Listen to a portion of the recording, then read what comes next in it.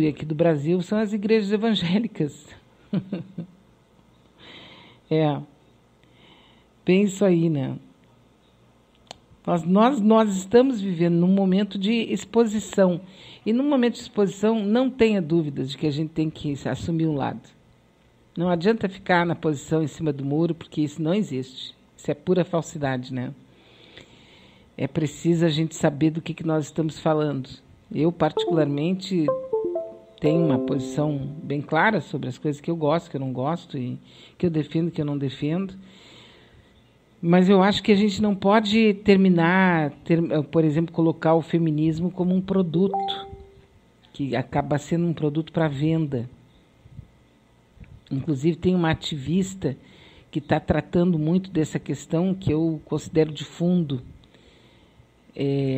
Assim, ela discute o debate do feminismo na internet e a apropriação da luta pelo capital, né? E isso é uma coisa que pode acontecer. Então, a gente tem mais que tentar não permitir que isso aconteça desse jeito, né?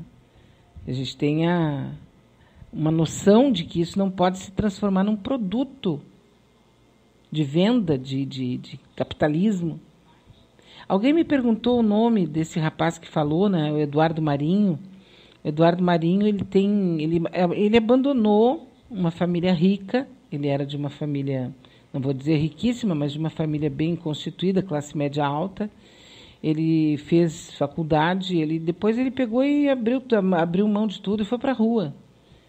Ele tem uma posição pessoal assim fantástica de passar uma parte da vida dele tentando fazer com que as pessoas entendam que elas estão vivendo, né? Que elas não são escravas. Ele é uma pessoa, mas claro, ele não tem espaço, ele trabalha, ele é um revolucionário, porque hoje pensar é uma revolução.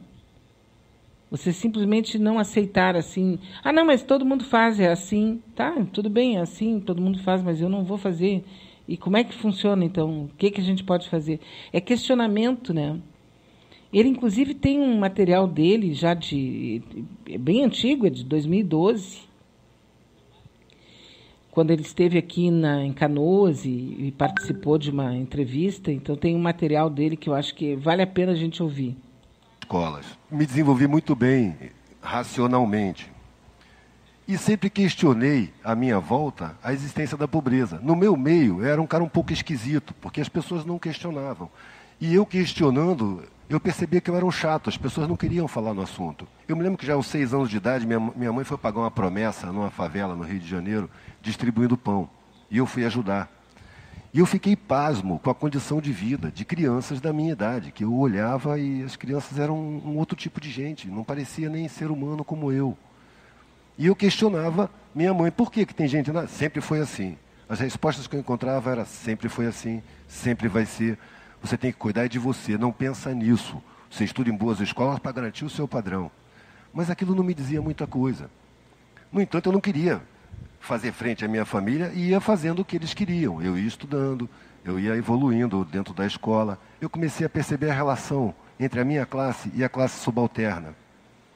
E eu achava injusto. Muitas vezes as pessoas eram ríspidas, exigiam mais. E eu tentava entender o código daqueles serviçais. Eu percebia que eles se relacionavam de uma maneira diferente, que eles tinham um olhar diferente para o mundo. Eu tentava me aproximar, eu tentava emanar igualdade, mas era muito difícil. De alguma maneira, eles próprios não se sentiam iguais. Eles me tratavam bem, me tratavam com muita consideração, mas entre si eles se tratavam diferente do que me tratavam. Aí eu sentia que não estava havendo igualdade, e eu queria conquistar essa igualdade. No meu meio social havia um medo muito grande de queda de padrão. E eu olhava para essas pessoas e via que eles não tinham nada e viviam tranquilamente. Não tinham medo, eram felizes, davam risada. Enquanto que chegar naquele ponto, para a minha família, para o meu meio, era um terror, era uma angústia. Então eu queria experimentar o que era aquilo, saber como é que é não ter nada. Só que eu não elaborava bem isso na minha cabeça, porque eu sabia que para a minha família isso ia ser uma afronta. Chegou um ponto que eu comecei a achar que eu tinha alguma coisa errada. Eu tenho algum problema, porque eu não me adequo igual a todo mundo à minha volta. Eu não me satisfaço com o que satisfaz todo mundo. E fui me sentindo o errado e tentando me enquadrar. Tentando me enquadrar, eu fiz o concurso Banco do Brasil. Passei, entrei, eu tinha 15 anos. E fiquei observando a relação das pessoas lá dentro. E comecei a sentir angústia. Eu não sabia ainda o que era aquilo, mas eu me senti uma peça numa engrenagem. Eu comecei a sentir necessidade de ter uma razão para a existência. E eu, com 10 meses do Banco do Brasil, eu falei, aqui dentro eu sou uma porca, um parafuso, uma peça descartável, facilmente substituível. Não é para isso que eu nasci. Enquanto à minha volta as pessoas achavam que eu estava com a vida ganha, eu achava que eu estava entrando num destino horrível, que ia ser aquela repetição a vida inteira. E eu achava que a vida tinha algum sentido. Eu sentia que a vida tinha uma razão que a mim não era dado a alcançar. E que o meu meio também não percebia. Eu pedi demissão do Banco do Brasil com 10 meses, foi a primeira vez que me chamaram de louco. Eu durei 1 ano com angústia, porque eu sentia que eu ia ferir meus pais se eu não definisse minha vida. Aí eu fiz a segunda tentativa. Fiz uma prova para a preparatória de cadete do Exército, para a carreira militar. Passei e entrei. E tive a oportunidade de perceber como as Forças Armadas são treinadas, como eles são separados da população. Uma das primeiras instruções que eu tive me disse, o militar não se mistura com a massa, o militar se destaca da massa. No fim das contas, já estavam me dizendo que o povo é um grande problema nacional, é preciso ser contido. Ou seja, a população não faz parte do país. A população é um estorvo, tem que ser controlado. No dia que eu me vi com um fuzil, era na ditadura ainda, apontando para uma manifestação de estudantes de medicina, eu vi que meu lugar não era ali. Aí eu pedi demissão do Exército, pedi desligamento. Foi a segunda vez que me chamaram de louco. Um dia meu pai chegou para mim, faltava 1 semana para o vestibular, e falou, falta 1 semana para o vestibular, e você não me disse ainda para que você vai fazer, para as inscrições, aliás. Você não me disse ainda para que você vai fazer. Eu não tinha dito porque eu não tinha resolvido ainda.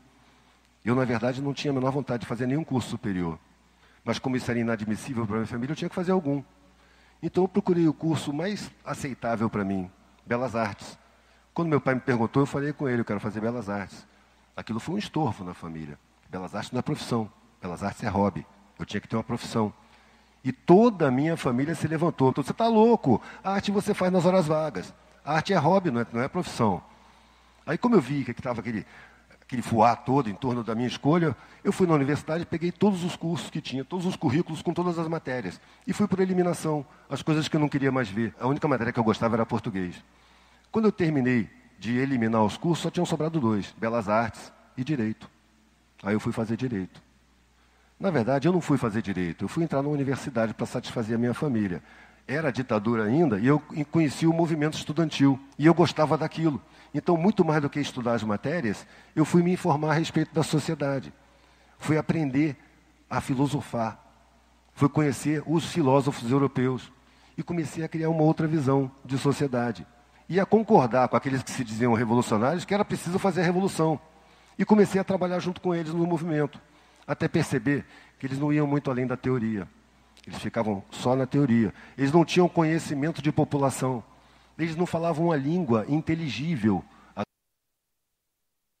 Tendo a oportunidade de conviver com a maioria, porque quando eu saí do Exército, eu tinha tirado gás lacrimogêneo, tinha apanhado para caramba, dormindo no chão, na lama. Então não tinha problema físico de dormir no chão.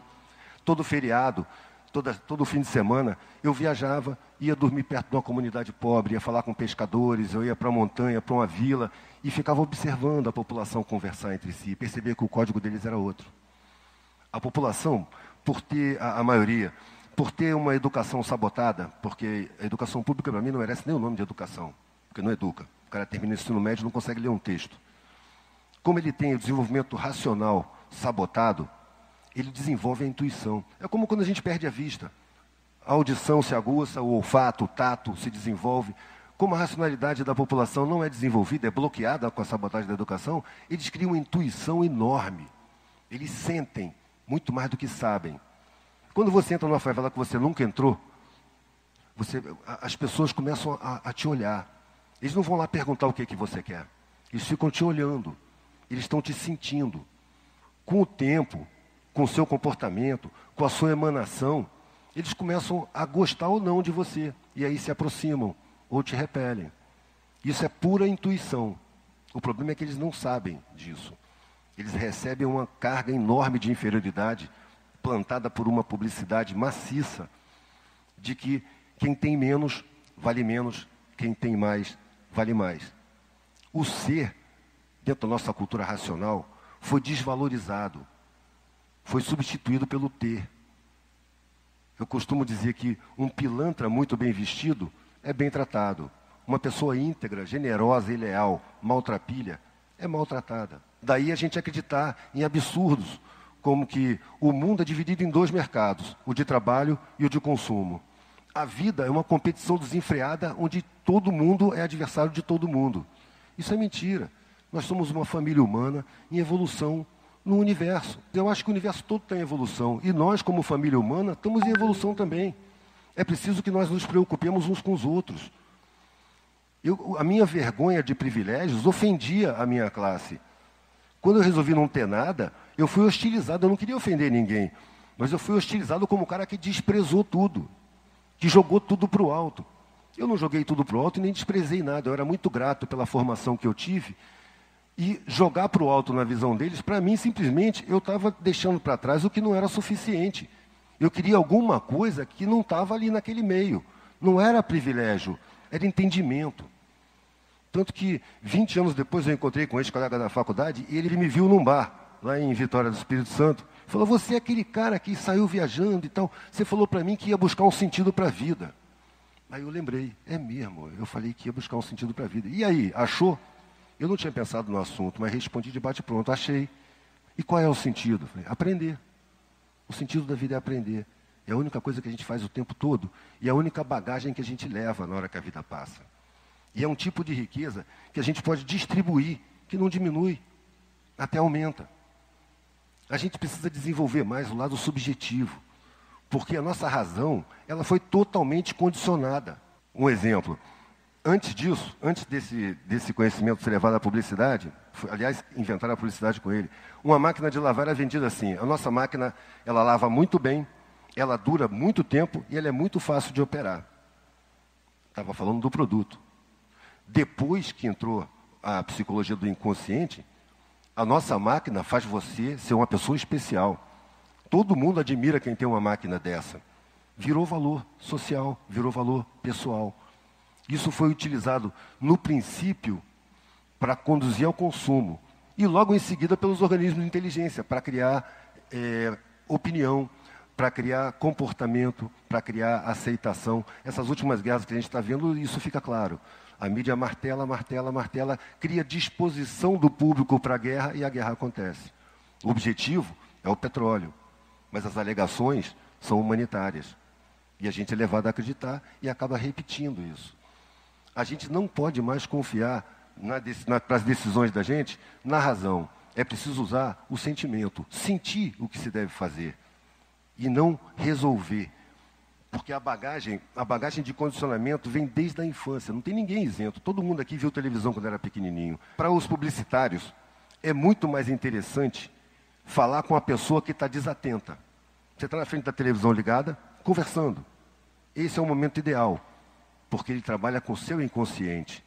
Daqui a um tempo você vai ter uma vontade, vai pensar que ela é sua e ela foi programada diretamente para o seu inconsciente. Por isso que eu acho que o sentir é fundamental. Nós estamos num período de despertar no planeta. Eu sinto um movimento muito grande de pessoas que começaram a questionar que o mundo não é legal. A vida que se oferece para a gente não é uma vida legal. É uma vida que traz muita angústia. Porque você não tem irmãos, você tem adversários. Todo mundo pode te passar a perna, você não pode confiar em ninguém. Você tem que ser egoísta e pensar em si. O seu conhecimento não pode ser usado para beneficiar a coletividade. Ele tem que ser um capital seu, para você fazer uso egoísta dele. Então o egoísmo é altamente estimulado. E isso angustia, porque o ser humano nasce para se integrar. Ele é um ser coletivo. E essa ideia é plantada de cima para baixo, por quem domina. É uma ilusão a gente pensar que o político tem poder. O poder está num círculo muito acima da política. É o mercado financeiro. Quem manda não é gente eleita. Gente eleita representa quem manda, porque quem manda paga a campanha. O cara, quando é eleito, ele não sente dívida com o eleitor, ele sente dívida com o financiador de campanha. Se a gente puder sentir, a gente vai perceber que está cercado de mentiras por todos os lados e vai poder criar os próprios valores. Nossos valores não são criados por nós, eles são implantados dentro de nós. Na verdade, eu não quero ganhar